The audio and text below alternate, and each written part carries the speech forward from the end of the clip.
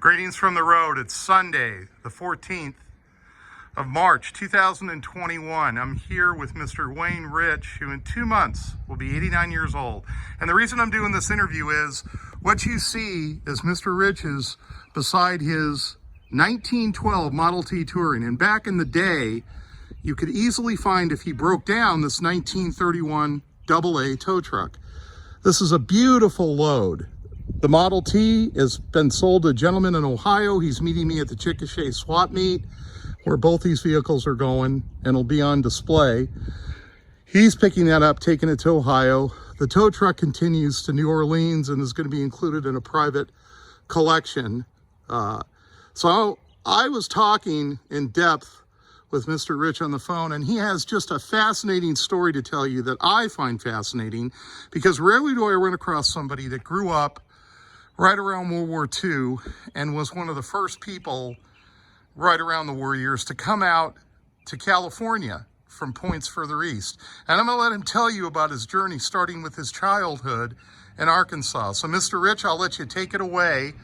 And if you can, talk as loud as you can. Okay. Anyway, I was born about 8 miles from Cotton Plant, Arkansas, a small town, and we lived in a shack. It wasn't a home. And somebody says, well, what is a shack? It has boards on the outside, and you could see in the gaps that my dad had to fill in, my grandpa.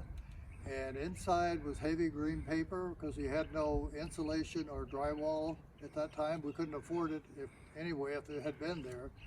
But I had one sister and 3 brothers, and we used to trap. I used to go with my grandpa and my dad running the traps. We could not afford meat.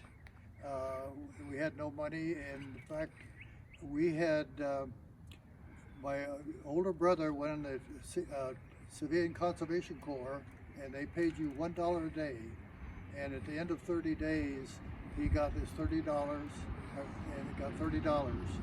And at his funeral, his oldest son gave the eulogy, and he said that my dad would take $30 and he'd take $3 out to buy cigarettes, and $27 he'd send home to us, because we didn't have enough money to buy cornmeal or baking powder or anything like that, lye or whatever, because my mother used to make our own soap, because we, again, couldn't afford that at the store. And your mom was part Cherokee, right? Yes, my mother's half Cherokee. Half Cherokee. She knew the medical. She had delivered over 50 babies. And she was a midwife. Midwife. Yeah. And half those were black people. You know, they talk about races.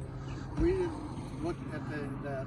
You know, my mother did all kinds of things. And anyway, it was a tough time, but we didn't know how tough. At least I did. My parents did, because my dad and grandfather raised horses, and of course when the Depression came, they lost, nobody could buy horses, and then they couldn't afford to feed, and so they lost that. In fact, in my 11 years before we came to California, my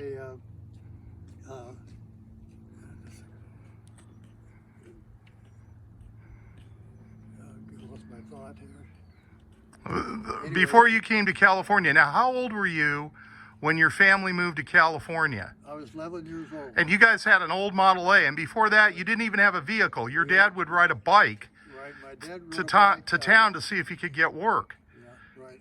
And Right. He would, if you weren't hoeing cotton or thinning cotton or picking it, there was no other job, so he would ride his bicycle on a road that wasn't asphalt, it was all gravel and really rough, but he would go there and try to find work so that we could buy. And if he couldn't find work in town, he'd drive 7 miles to another town. Yeah. And at that time, back in Arkansas, you were picking cotton. I was picking cotton. As a young boy, and how old were you when you were picking cotton in Arkansas? I probably started about 10. About 10. So when did you and your mom and dad and your 2 siblings, the 5 of you, pack into that Model A and drive out to California? We did that in 42? Pardon? Was that 42 or 43? 42. That was 42. And you told me along that journey you had never seen sliced bread before because you guys just had cornmeal. And you didn't have money to buy bread, and you survived along the way. You were in heaven. You had sliced bread and bulk bologna. And I hate bologna to this day because we had a breakfast, lunch, and dinner. You said you hate bologna to this day? Yeah. Because of that. So you survived off of that. How long do you think it took you to get from Arkansas out to California? About 10 days. About 10 days. And My dad drove you would sleep at night wherever you could by the side of the road. You probably saw a lot of Model Ts. You just don't kind of remember it at the time. Yeah, I don't remember. But Right. I'm sure we did. But we never went inside because we couldn't afford it. Never went inside a restaurant to eat. Never went inside a restaurant. Because we couldn't afford, didn't have enough money to do that. Now, where did you come to when you first came to California? To San Dimas, Okay, now at that time, San Dimas was what? A lot of orchards? all orange and lemon groves, that whole valley. Orange and lemon. And it's lemon and oranges, and it's when the blooms are out, you could just the whole area you could smell. That fragrance. I know what you're talking about of a citrus orchard. The perfume of the citrus. Many of them. Okay, so you come out. How old are you when you arrive in California? I was 11. Okay, so you're 11. Your dad goes off to work for the Merchant Marines. Merchant Marines. Right, and he leaves your mom there with what, the 3 kids? Well, the kids, my sister was next to my oldest brother who went in the Navy from the Civilian Conservation Corps, who joined the Navy in 1940. Okay, And, so you were the youngest of 5 kids? Yes. You were the youngest of 5 kids, so you ended up, when you came to California, you didn't stop working. You helped your mom, you guys stayed at a motel, you worked at the motel, and what other jobs did you have while you were in grade school? Drugstore.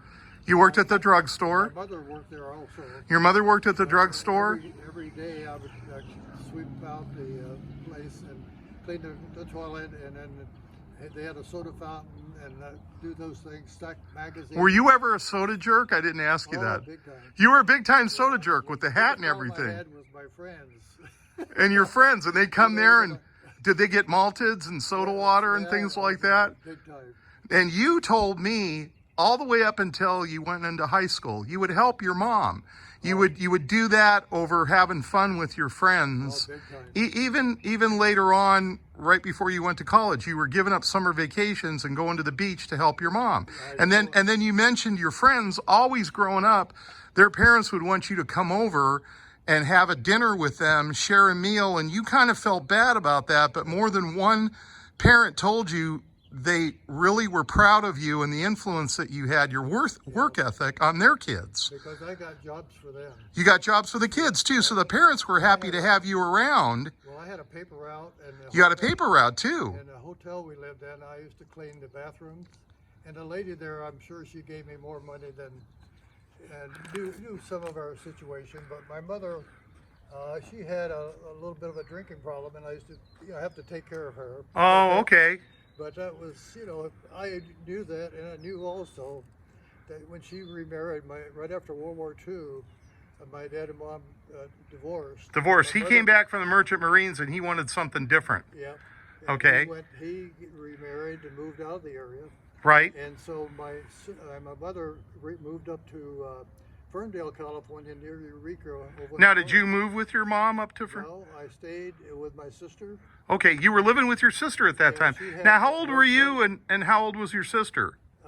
She was probably 8 years older than I, or so. Okay. 9 years. So she was in her late teens, early 20s. Yeah. Was she married? No.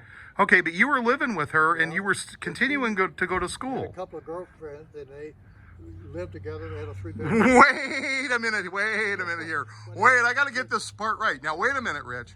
So wait a minute. These girls, all these girls, They were nice girls. nice girls, and you're 8 years younger, and you're living in the house with these girls. You didn't tell me about this. Yeah, Were they in college? Oh no, they all worked. They all worked, but I mean, they were post high school, right? Yeah. And how old were you when you lived with these women? Well, let's see, probably about 15, 16. 15, 16. Yeah, 70, anyway, something like that. See, Rich's wife isn't around here, so this is news to me. I kind of like this. Yeah. So you were in heaven there. Well, I was busy. Yeah, you were busy, and as you got into high school, what were you doing for work? Well, at that time I worked in the groves. You were working in the groves, right? Because all the people, the young guys, were in the service mostly. So you were taking and doing the jobs of the men that had gone overseas. Yeah. Now, when you were working in the groves, were you picking fruit? Oh yeah, big time. Okay. Yeah, and in the winter time when it was cold, and we lit these big smudge pots and run those all the time. You would take care of the smudge pots to keep the fruit from freezing. Yeah. Oh wow. We did that, and that's before they had wind machines and all, which helped a little bit. Right. But yeah, I had those jobs, and then in the summertime, you're picking oranges and lemons. And right. So, in fact, I had my first car when I was about 13. 13. What was your first car? It was a 1925 Oakland. An Oakland? Oakland, made up in Oakland, California. Really a nice one, But now, how much do you remember what you paid for that first car? I think it was $25. $25. Yeah. And my mother didn't know I had it. We lived in this hotel, and behind was a big pepper tree, and I used to park it under there. Right. And a guy who I bought it from showed me how to drive. It's basically driving like the mom. So you got a car without your mom's permission? Oh, big time. My sister knew that I had it, and she knew a couple of, I guess, guys she went out with in the sheriff's office. Uh-huh. And they said, we know your brother has that car. Right. And we're going to catch him sometime. Anyway, bottom line was they didn't catch me, but I was out one time. It was on a Saturday, and I had 4 or 5 or 6 guys in the car, and it was raining. And so we were going along, and they said, Wayne, spin a Brody.